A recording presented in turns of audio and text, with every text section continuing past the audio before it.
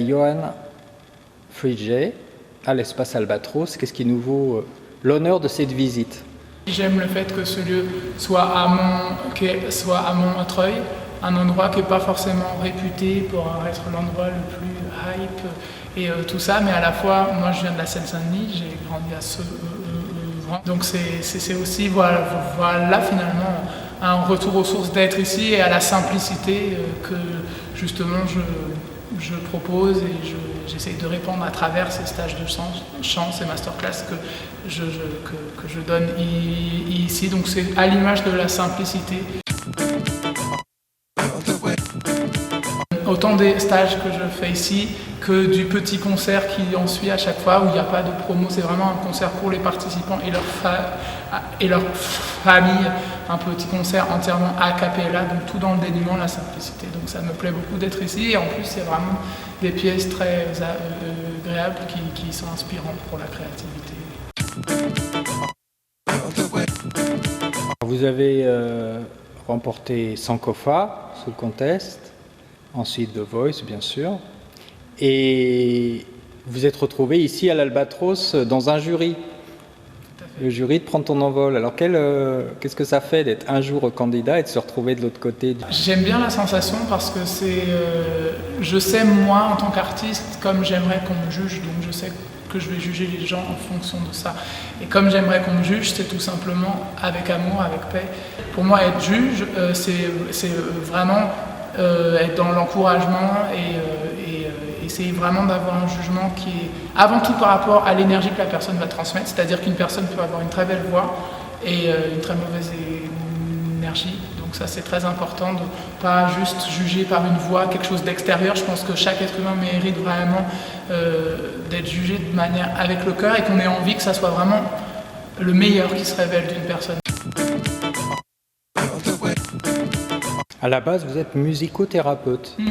J'ai eu un diplôme de musicothérapeute à Montpellier, parce que j'ai aussi vécu dans le sud à partir de mes 13 ans.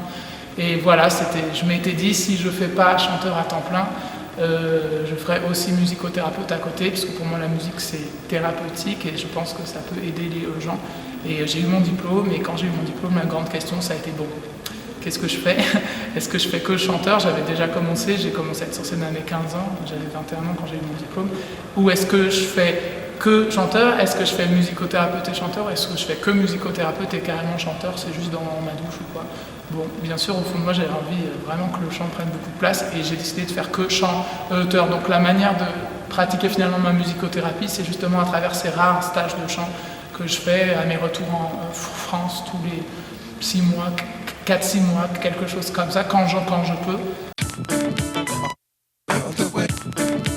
Quand vous n'êtes pas en France, où êtes-vous? Je vis aux États-Unis en fait, je vis à New York depuis déjà plusieurs mois.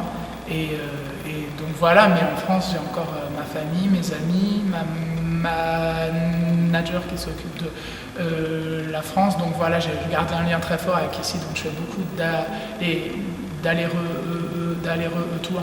Mais je suis aux États-Unis parce que notamment je prépare mon premier album en anglais. Et venant vraiment de la musique soul, du gospel, du funk et de toutes ces musiques, j'avais vraiment envie de retourner aux racines de cette musique et de m'entourer des meilleures personnes pour pouvoir faire ça. Et de sortir des carcans musicaux français où on a une pression, attention, c'est pas format radio, c'est pas format radio. Et au bout d'un moment, ça commence vraiment à taper sur le système, surtout quand on sait que on a 2 millions de gens qui ont voté pour nous et qu'on nous dit que c'est pas format radio. L'essentiel, c'est le format des gens qui nous soutiennent, en fait, je pense, surtout quand on en a beaucoup. New York, est-ce que c'est un rêve américain? Oui, forcément, parce que c'est aux États-Unis, mais rêve américain, oui, moi ça me parle beaucoup le rêve américain. Le rêve américain, c'est cette innocence finalement, de croire que tout est possible. Cette innocence que je pense qu'on a souvent perdue en France, parce qu'on a beaucoup de pessimisme ici. Alors tout le monde n'est pas comme ça, mais il y a quand même beaucoup de gens. Et je pense que malheureusement, on glisse de plus en plus vers une culture du découragement. Et limite de la satisfaction quand quelqu'un tombe ou ne réussit pas. Et je pense que c'est très important de s'inspirer des autres cultures, et notamment la culture américaine a vraiment ce truc de l'encouragement. notamment l'encouragement de l'ambition, qui n'est pas forcément vu comme de l'arrogance ou de l'ego comme ici. L'ambition, c'est tout simplement croire en ses rêves, croire que c'est possible. C'est pas forcément croire que je vais y arriver, mais déjà croire que c'est possible, que ce qu'on a au fond de nous peut se réaliser. Lors de vos stages, vous travaillez énormément sur la respiration. Oui, alors la respiration, c'est vraiment la base pour le chant en fait, parce que si on ne sait pas bien respirer, si on ne se respire pas pleinement, on va avoir un plus petit espace qui va faire qu'on ne va pas être capable de tenir les notes longtemps, on va être à bout de souffle, ce qui va donner un forçage, et particulièrement dans le gospel où c'est vraiment une musique de puissance, plus on est en puissance et plus on utilise de souffle, on a vraiment besoin de savoir gérer notre souffle, déjà inspirer pleinement, mais aussi garder nos côtes flottantes ou ouvertes pour pouvoir vraiment garder l'air, que tout ne s'évacue pas. Donc tout ça, c'est des techniques assez complexes, mais en fait simples quand on les comprend. Mais j'ai mis des années avant de vraiment comprendre comment ça fonctionne, et donc c'est une joie de pouvoir les retransmettre. Et la respiration, au-delà d'être quelque chose de physique, c'est quelque chose, c'est vrai que quand on respire bien, ça peut aider éventuellement l'énergie à circuler davantage. Donc l'énergie positive qu'on a à l'intérieur de soi, sur laquelle je travaille, c'est ça vraiment ma base en fait, hein, dans mes stages et dans ma musique, dans tout ce que je fais, c'est d'essayer d'être un canal pour cette énergie de circuler. Est-ce que c'est Xavier Niel, le PDG de Free, qui vous a demandé de vous appeler Free J pour lui faire de la pub? Ça serait plus Stevie Wonder avec I'm free, oh, like the river. Et ça serait Jay, comme Jay, c'est une affirmation qu'on fait beaucoup en Inde quand il y avait Gandhi par exemple qui venait, il faisait Jay Gandhi Jay.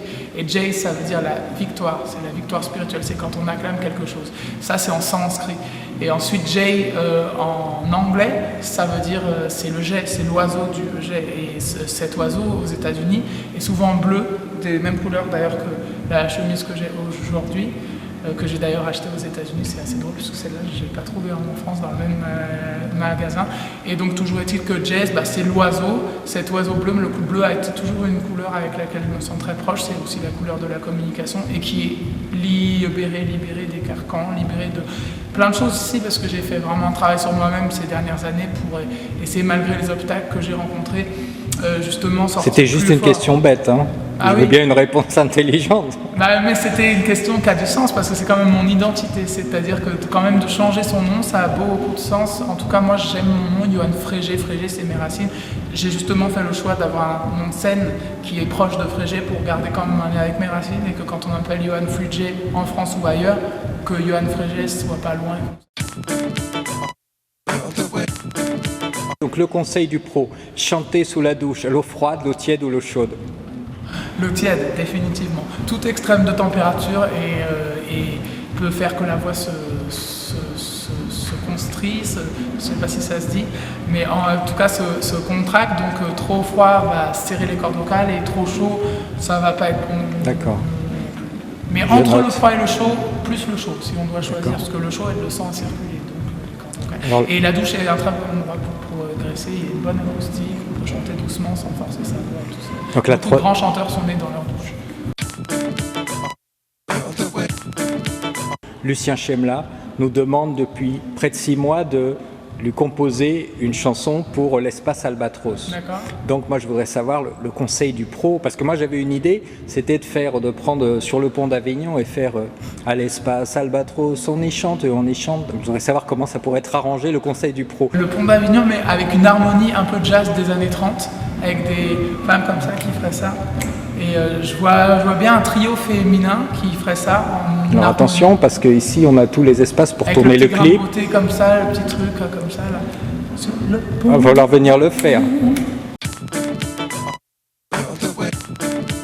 À l'espace Albatros, on y danse, à l'espace Albatros, on y danse à l'unisson. Merci beaucoup, Johan Free J.